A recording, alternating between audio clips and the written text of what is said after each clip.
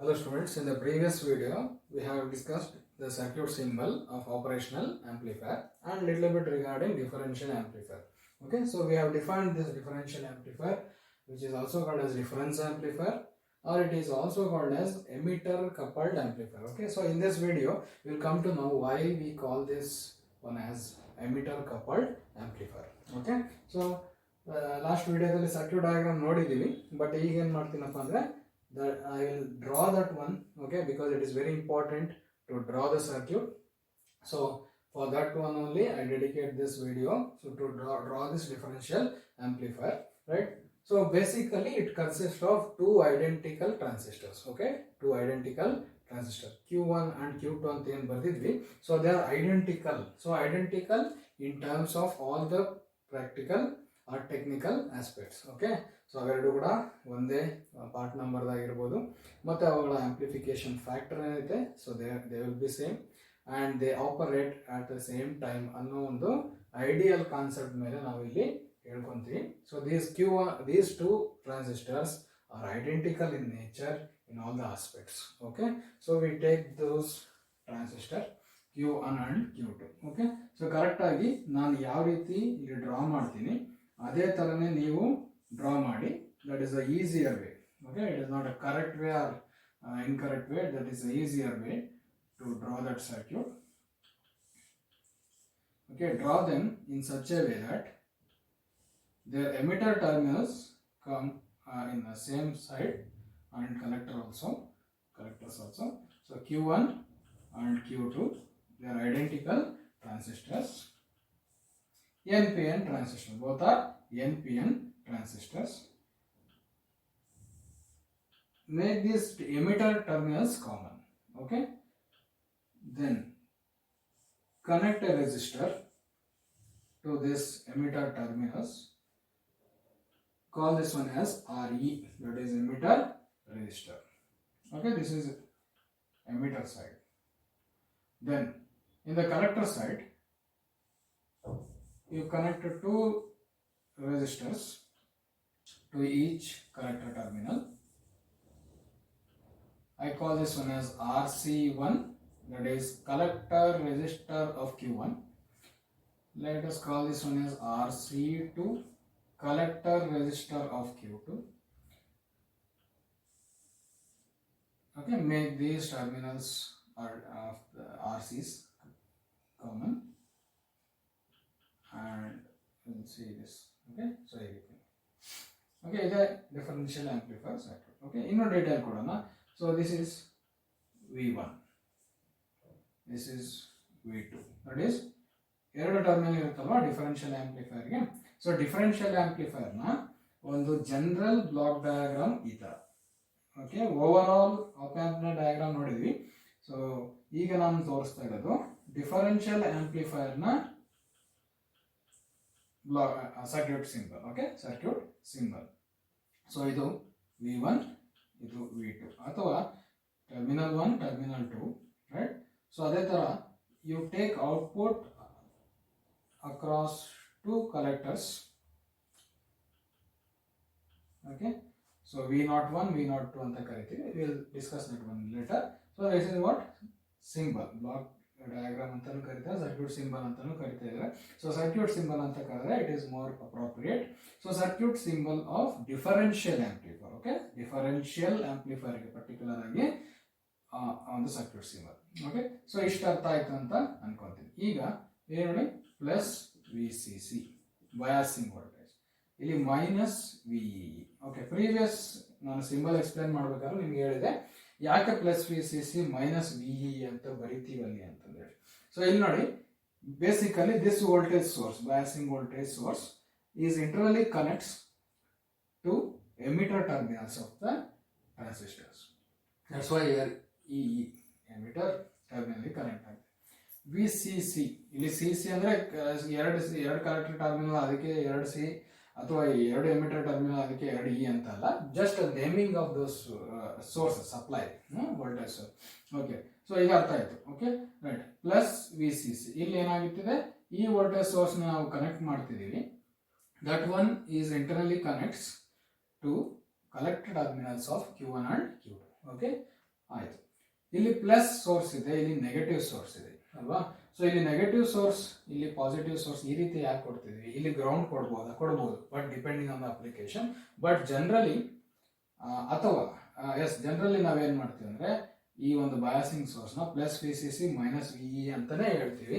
ಯಾಕಂದ್ರೆ this amplifier will amplify sinusoidal signals, okay, sinusoidal signals where we require negative voltage, okay. So ಆ ಒಂದು negative cycle ಬರಬೇಕು ಅಥವಾ negative voltage ಬರಬೇಕು ಅಂದಾಗ ಏನ್ ಬೇಕಾಗುತ್ತೆ? ನಮಗೆ ನೆಗೆಟಿವ್ ವೋಲ್ಟೇಜ್ ಸೋರ್ಸ್ ಬೇಕಾಗುತ್ತೆ, ಓಕೆ. ಸೋರ್ಸ್ ಇಲ್ದಲೆ ರಿಸಲ್ಟ್ ಪಾಸಿಟಿವ್ ಆಗಲಿ ನೆಗೆಟಿವ್ ಆಗಲಿ ಬರೋದಿಲ್ಲ. ಸೊ ನೆಗೆಟಿವ್ ಬೇಕಾಗಿರೋದ್ರಿಂದ ನೆಗೆಟಿವ್ ವೋಲ್ಟೇಜ್ ಸೋರ್ಸ್ ಬೇಕಾಗುತ್ತೆ. ಪಾಸಿಟಿವ್ ಆಂಪ್ಲಿಫೈಡ್ ಪಾರ್ಟಿಗೆ ನಮಗೆ ಪಾಸಿಟಿವ್ ವೋಲ್ಟೇಜ್ ಸೋರ್ಸ್ ಬೇಕಾಗುತ್ತೆ. ಸೊ ಹಾಗಾಗಿ ಈ ರೀತಿ ಎರಡು ವೋಲ್ಟೇಜ್ ಸೋರ್ಸಸ್ನ ನಾವಿಲ್ಲಿ ಕನೆಕ್ಟ್ ಮಾಡುವಂತ ಟರ್ಮಿನಲ್ಸ್ನ ನಾವು ನೋಡ್ತೀವಿ, ಸರಿನಾ. ಸೊ ಇದು ಬಯಾಸಿಂಗ್ ಸೋರ್ಸ್ ಬಗ್ಗೆ ಆಯ್ತು.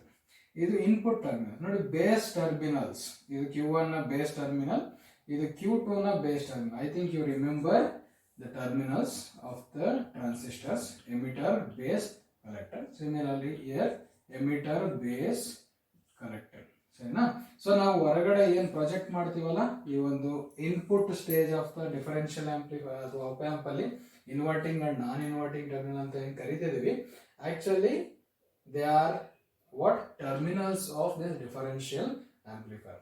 ಹಾಗಾಗಿ ಸೊ ಇಲ್ಲಿ V1 V2 ಅಂತ ಕರ್ಕೊಂತೀವಿ ಸದ್ಯಕ್ಕೆ ಡಿಫರೆನ್ಷಿಯಲ್ ಆಂಪ್ಲಿಫೈರ್ ಕಾಂಟೆಕ್ಸ್ಟ್ ಅಲ್ಲಿ ಇವನ್ನ V1 V2 ಟರ್ಮಿನಲ್ಸ್ ಅಂತ ಕರ್ಕೊಂತೀವಿ. ಎರಡು ಇನ್ಪುಟ್ ಟರ್ಮಿನಲ್ಸ್ ಅಂತ ತಗೊಂತೀವಿ, ಸರಿನಾ. ಸೊ ಇಲ್ಲಿ ಎರಡು ಇನ್ಪುಟ್ ಟರ್ಮಿನಲ್ಸ್ ಇರ್ತವೆ. ಸೊ ಅದೇ ತರ ಇಲ್ಲಿ ಸ್ಪೆಷಾಲಿಟಿ ಏನಪ್ಪ ಅಂದ್ರೆ, you can measure, we will measure voltage, output voltage across the collectors of Q1 and Q2, okay, with respect to ground, okay. So across collector and collectors of Q1 and Q2 we measure this output. So hagagi, so voltage, output voltage which appears at the collector terminal of Q1 with respect to ground, we call that one as VO1, okay. So VO1 means what? Output voltage of the first transistor at the collector, okay. ಅದೇ ತರ second transistor that is Q2 ನ collector terminal ಹತ್ರ ಬರುವಂತ individual result ಏನಿರ್ತದೆ ಅದನ್ನ ನಾನು ಕರೀಬಹುದು VO2 ಅಂತ ಕರಿತೀನಿ. So VO2 means output voltage of the Q2 at the collector, okay. So you have to again and again watch this video to understand this circuit diagram, okay, right. So here you measure voltage across these terminals, that is final output, that is one possibility, okay. We have different modes, okay, depending on that we'll say how we take the output in which mode, okay, right. So here this is what circuit diagram of differential amplifier, hope you understand. So ನಾನು ಹೇಳಿದ್ದೆ ಏನಂತ ಕರಿತೀವಿ, differential amplifier ನ difference amplifier ಅಂತ ಕೂಡ ಕರಿತೀವಿ. ಅದು ಯಾಕೆ ಅನ್ನೋದು ನಿಮಗೆ ಡೆಫಿನೇಷನ್ ಅಲ್ಲಿ ಗೊತ್ತಾಗುತ್ತೆ. ಯಾಕಪ್ಪ ಅಂದ್ರೆ actually this amplifier amplifies the difference of the input signals. V1 V2 ಏನ್ ಕೊಡ್ತೀವಿ ಆ ಸಿಗ್ನಲ್ಸ್ ನ ಡಿಫರೆನ್ಸ್ ನ ಆಂಪ್ಲಿಫೈ ಮಾಡಿಕೊಡುತ್ತೆ ಅನ್ನೋ ಒಂದು ಕಾನ್ಸೆಪ್ಟ್ ಇದೆ, ಸರಿನಾ. ಸೊ ಹಾಗಾಗಿ ಅದನ್ನ ಡಿಫರೆನ್ಸ್ ಆಂಪ್ಲಿಫೈರ್ ಅಂತ ಕೂಡ ಕರಿತೀವಿ. ಮತ್ತೆ ಇನ್ನೊಂದೇನು ಕರೆದ್ವಿ, ಎಮಿಟರ್ ಕಪಲ್ಡ್ ಆಂಪ್ಲಿಫೈರ್ ಅಂತ ಕೂಡ ಕರೆದ್ವಿ ಅಲ್ವಾ. ಸೊ ರೀಸನ್ ನಾನು ಆಮೇಲೆ ಹೇಳ್ತೀನಿ ಅಂತ ಹೇಳಿದ್ದೆ. ಸೊ ಇಲ್ಲಿ ನೋಡಿ, ಎಮಿಟರ್ ಕಪಲ್ಡ್ ಅಂದ್ರೆ ಈ ಎಮಿಟರ್ ಟರ್ಮಿನಲ್ಸ್ ನ ಏನ್ ಮಾಡಿದ್ವಿ ನಾವು, ಕಾಮನ್ ಮಾಡಿ, ರೈಟ್, ಅಂದ್ರೆ ಕಪಲ್ ಮಾಡಿದೀವಿ ಅಂತ. ಎಮಿಟರ್ ಈ ಸ್ಟೇಜು ಇಷ್ಟ ಅಥವಾ ಈ ಒಂದು ಟ್ರಾನ್ಸಿಸ್ಟರ್ Q1 ಮತ್ತೆ Q2 ಇವೆರಡು ಏನಾಗಿದೆ, ಕಪಲ್ ಆಗಿದೆ ಅಂದ್ರೆ ಜಾಯಿನ್ ಆಗಿದೆ. ಸೊ ಯಾವ್ದ್ರ ಮೂಲಕ ಜಾಯಿನ್ ಆಗಿದೆ, ಎಮಿಟರ್ ಟರ್ಮಿನಲ್ ಮೂಲಕ ಜಾಯಿನ್ ಆಗಿದೆ. ಸೊ ಹಾಗಾಗಿ ಈ ಎಮಿಟರ್ ಟರ್ಮಿನಲ್ಸ್ ಏನಾಗಿದೆ, ಜಾಯಿನ್ ಆಗಿದೆ, ಕನೆಕ್ಟ್ ಆಗಿದೆ. ಸೊ ಹಾಗಾಗಿ ಇದು ಎಮಿಟರ್ ಕಪಲ್ಡ್ ಆಂಪ್ಲಿಫೈರ್ ಅಂತ ಕೂಡ ಕರಿತೀವಿ, ಸರಿನಾ. ಸೊ ಈ ಟರ್ಮ್ ಯಾಕೆ ಯೂಸ್ ಮಾಡ್ತೀವಿ ಅನ್ನೋದು I hope you understand, okay. So this is regarding what differential amplifier circuit diagram, right. So next I will discuss this different modes, okay, different modes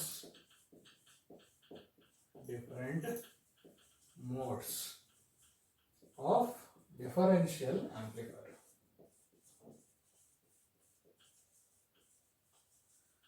Very important one, this circuit diagram, and later we'll see the working of this. Now just in this video we'll see the different modes.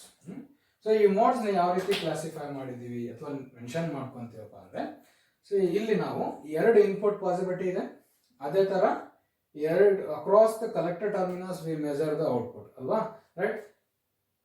Here the possibility is that you can provide two signals and measure output across these two terminals of two collector terminals. That is one possibility. Or you just connect one voltage source and measure voltage across collectors. Another possibility. Then provide both voltage source, two signals, and measure voltage at only one terminal.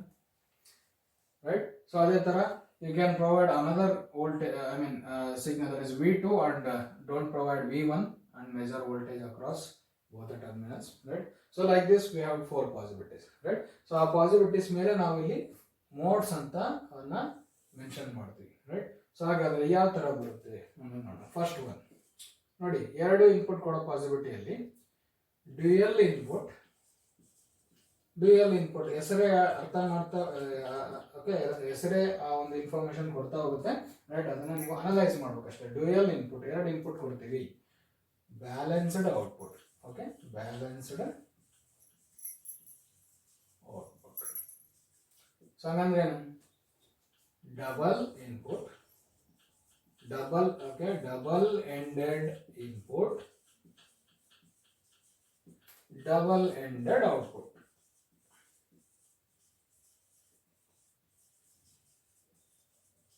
ಅಂದ್ರೆ ಅರ್ಥ ಇಷ್ಟೇ.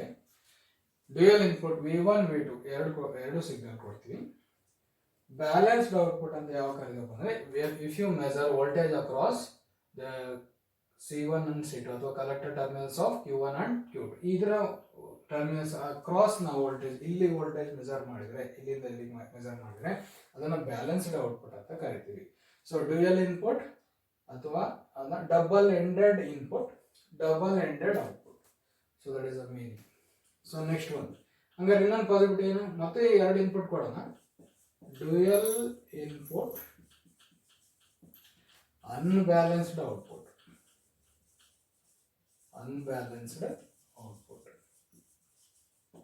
ಸರಿನಾ? So ಇಲ್ಲಿ dual input ಅಂದ್ರೆ, so ಎರಡು input ಕೊಡ್ತೀವಿ V1 V2. Unbalanced ಅಂದ್ರೆ, previously ನಾವು ಬ್ಯಾಲೆನ್ಸ್ಡ್ ಅಲ್ಲಿ ಏನ್ ಮಾಡಿದ್ವಿ, across this collector terminals measure ಮಾಡ್ತಿದ್ವಿ, ಹಂಗಾಗಿ ಅದನ್ನ ಬ್ಯಾಲೆನ್ಸ್ಡ್ ಔಟ್ಪುಟ್ ಅಂತ ಕರಿತೀವಿ. ಈಗ ಏನ್ ಮಾಡ್ತೀವಿ ಅಂದ್ರೆ, either we measure at collector terminal of Q1 with respect to ground, or we measure voltage at the collector terminal of Q2 with respect to ground. ಇಲ್ಲಾರು ಮೆಜರ್ ಮಾಡ್ತೀವಿ, ಇಲ್ಲಾರು ಮೆಜರ್ ಮಾಡ್ತೀವಿ, ಒಂದು ಕಡೆ ಮೆಜರ್ ಮಾಡ್ತೀವಿ, ಅವಾಗ ಅದನ್ನ ಅನ್ಬ್ಯಾಲೆನ್ಸ್ಡ್ ಔಟ್ಪುಟ್ ಅಂತ ಕರಿತೀವಿ. ಹಾಗಾದ್ರೆ ಇದನ್ನ ಇನ್ನೊಂದು ಟರ್ಮ್ ಅಲ್ಲಿ ಏನಂತ ಬರೆಯೋದಾದ್ರೆ, ಇದನ್ನ ನೋಡಿ ಬರೆಯೋದಾದ್ರೆ double ended input, single ended output, single ended output. So this is another mode, possibility. Next third mode. ಹಾಗಾದ್ರೆ ಈಗ ಎರಡು ಇನ್ಪುಟ್ ಕೊಟ್ಟು ಮೆಜರ್ ಮಾಡುವಂತ ಪಾಸಿಬಿಲಿಟೀಸ್ ನೋಡಿ ಅಲ್ವಾ. ಸೊ ಇಲ್ಲಿ ಬ್ಯಾಲೆನ್ಸ್ಡ್ ಅನ್ಬ್ಯಾಲೆನ್ಸ್ಡ್ ಔಟ್ಪುಟ್ ಮೆಜರ್ ಮಾಡೋದು. ಇನ್ಪುಟ್ ಕೊಡೋದಾದ್ರೆ ಎರಡು ಇನ್ಪುಟ್ ಕೊಡಬಹುದು, ಇಲ್ಲ ಒಂದು ಇನ್ಪುಟ್ ಕೊಡೋದು, ಅಥವಾ either you provide only V1 or only V2. Okay. So ಹಾಗಾದ್ರೆ ಜನರಲಿ ಹಾಗಾದ್ರೆ ಏನು ಇಟ್ಕೋಬಹುದು, ಎರಡು ಡ್ಯೂಯಲ್ ಅಲ್ವಾ, ಇಲ್ಲಿ single input, okay, not double, single input, either V1 or V2 ಅಂತ ಅರ್ಥ. Single input, balanced output,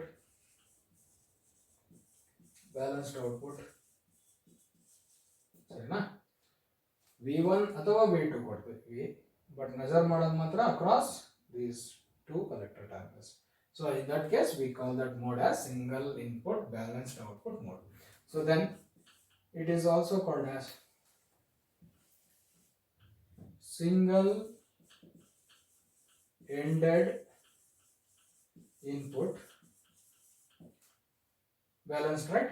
So then double balanced and double ended output. ಹಾಗಾದ್ರೆ ನೆಕ್ಸ್ಟ್ ಪಾಸಿಬಿಲಿಟಿ ಏನು, ಇವಾಗಲೂ ಒಂದೇ ಸಿಗ್ನಲ್ ಕೊಡೋದು, but we measure output at either C1 or C2 ಅಥವಾ at the collector of Q1 or at the collector of Q2 ಯಾವ್ದಾದ್ರು ಒಂದು ಕಡೆಗೆ measure ಮಾಡಿದ್ರೆ we call that one as unbalanced, right? So ಹಾಗಾದ್ರೆ next mode is single input unbalanced output. Unbalanced output. ಸರಿನಾ?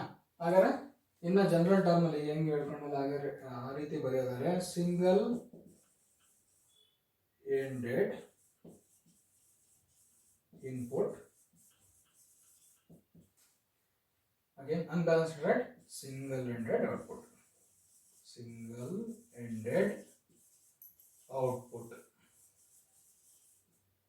So these are four modes of differential amplifier. ಈ ರೀತಿ ಎರಡು input ಕೊಡ್ಬೋದು ಅಥವಾ ಒಂದು ಇನ್ಪುಟ್ ಕೊಡ್ಬೋದು, that is regarding input possibilities.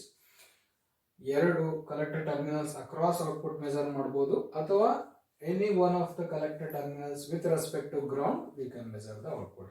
So on that basis we say there are two modes of output taking, that is balanced output, unbalanced output. So these are four modes of differential amplifier. Okay, so we'll continue in the next video where we see working of this differential amplifier.